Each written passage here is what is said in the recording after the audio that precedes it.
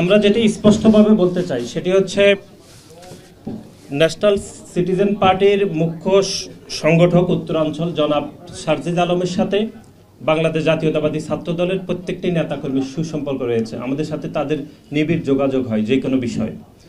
আমরা যেটি স্পষ্টভাবে বলতে চাই, নর্থ সাউথ বিশ্ববিদ্যালয়ে যে ঘটনাটি ঘটেছে রাত 10টার সময়, সেই সময় বাংলাদেশের ধর্মপ্রাণ মুসলমানরা সবাই আসলে নামাজরত অবস্থায় ছিলেন।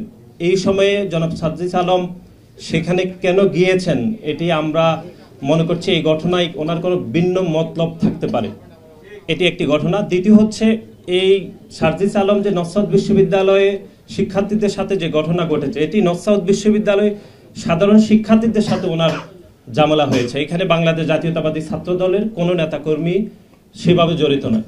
যদি নর্থ সাউথ বিশ্ববিদ্যালয়ের সাধারণ শিক্ষার্থীদের মধ্যে বাংলাদেশ জাতীয়তাবাদী ছাত্র দলের কর্মী রয়েছে বলে আমরা আপনাদেরকে দৃশ্যমানভাবে আমরা বলছি, কিন্তু এটি গণমাধ্যমে আমরা দেখেছি যে জনাব সারজিদ আলম ঘটনাটি সারজিদ আলমের সাথে ছাত্র দলের ঝামেলা বলে তিনি এটি ওনার সামাজিক যোগাযোগ মাধ্যমে তিনি স্ট্যাটাস দিয়েছে। আমরা পুনরায় বলছি যে ঘটনাটি নর্থ সাউথ বিশ্ববিদ্যালয়ের সাধারণ শিক্ষার্থীদের সাথে জনাব সারজিদ আলমের সমস্যা হয়েছে, এটির সাথে বাংলাদেশ জাতীয়তাবাদী ছাত্র দলের কোনো সম্পর্ক নেই। সাধারণ শিক্ষার্থীদের মধ্যে যদি বাংলাদেশ জাতীয়তাবাদী ছাত্র দলের কর্মী রয়েছে এরকম আমরা মনে করছি, এটি আমরা যাচাই বাছাই করে দেখছি।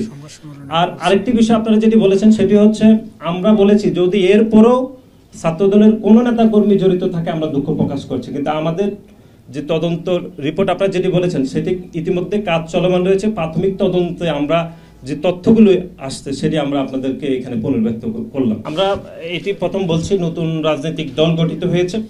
ইতিমধ্যে আপনারা দেখেছেন যে গণ অভ্যুত্থান পরবর্তী সময়ে যারা গণ অভ্যুত্থানের নেতৃত্ব দিয়েছিল, বিশেষ করে আমরা বারবার যেটি গণমাধ্যমে বলেছি যে যারা গণ অভ্যুত্থানের নেতৃত্ব দিয়েছে তারা গণ অভ্যুত্থানের মালিকানা চিন্তাই করার যে কথাবার্তা আমরা এগুলো গণমাধ্যমে বলেছি, একক ইজাদারা হিসাবে তারা গণ অভ্যুত্থানের মালিকানা চিন্তাই করেছে এবং গণ অভ্যুত্থান পরবর্তী সময়ে তারা নতুন রাজনৈতিক বন্দোবস্তর কথা বলে তারা ইতিমধ্যে একটি রাজনৈতিক দল গঠন করেছে।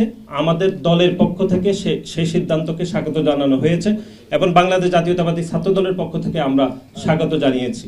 কিন্তু আমরা যেটি উদ্বেগের সহিত লক্ষ্য করলাম সেটি হচ্ছে নতুন রাজনৈতিক দল যে গঠিত হয়েছে নতুন রাজনৈতিক বন্দোবস্ত হিসাবে, সেটিতে আমরা আসলে নতুনত্ব কিছু দেখিনি। বিশেষ করে আমরা নেতৃত্ব নির্বাচনে খুবই সিলেক্টিভ বিষয় দেখেছি। নমিনেটেড ব্যক্তিবর্গ সেখানে নেতৃত্ব নির্বাচিত হয়েছে, কোনো গণতান্ত্রিক প্রক্রিয়ায় নেতৃত্ব নির্বাচন হয়নি। এবং একই সাথে তারা রাষ্ট্র ক্ষমতায় গেলে তাদের ফরেন পলিসি কি হবে, তাদের অর্থনৈতিক বিষয়ের পরিকল্পনার বিষয়ে কোনো সুনির্দিষ্ট তথ্য আমরা জানতে পারিনি। এবং বিশেষ করে গতকাল ন্যাশনাল সিটিজেন পার্টির যিনি প্রধান তিনি রয়টার্সকে বলেছেন যে বাংলাদেশের কিছু ধনী ব্যক্তিরা তাদেরকে অর্থায়ন করেছে। আমরা এখানে ওনার কাছে জানতে চাই তাদেরকে যে অর্থায়ন করেছে ধনী ব্যক্তিরা, সে অর্থায়নের বিপরীতে তারা কি ধরনের কমিটমেন্ট তাদের কাছে নিয়েছিল সেটি আমরা বাংলাদেশ জাতীয়তাবাদী ছাত্র দল জানতে চাই। এবং একই সাথে এই যে তাদের নেতৃত্ব নির্বাচন অথবা তাদের অর্থ সংগ্রহের যে যাবতীয় বিষয়, তাদের ফরেন পলিসি বিষয়ে আমরা কোনো নতুনত্ব পাইনি, বরং বাংলাদেশ জাতীয়তাবাদী দল যখন গঠিত হয়েছে সেই দলের পলিসিগুলো কপি হয়েছে বলে আমরা মনে করছি এবং এটি কোনো দোষের কিছু নয়।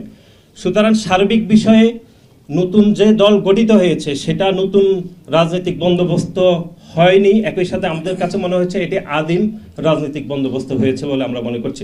এবং শিবিরের বিষয়ে এখানে বলা হয়েছে, আমরা যেটি দায়িত্বহীনভাবে বলতে চাই, গতকাল শিবিরের সাধারণ সম্পাদক গণমাধ্যমে বলেছেন তারা প্রতিদিন ইফতারে 3 লক্ষ টাকা করে ব্যয় করছেন।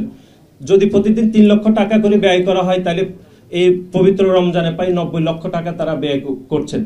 আমরা আপনাদের মাধ্যমে তাদের কাছে জানতে চাই এই 90 লক্ষ টাকা একটি সাধারণ শিক্ষার্থীদের সাধারণ সংগঠন হিসাবে তারা কিভাবে উপার্জন করছেন বা তাদের অর্থায়নের উৎস কিভাবে আসছে সেটিও আমরা জানতে চাই।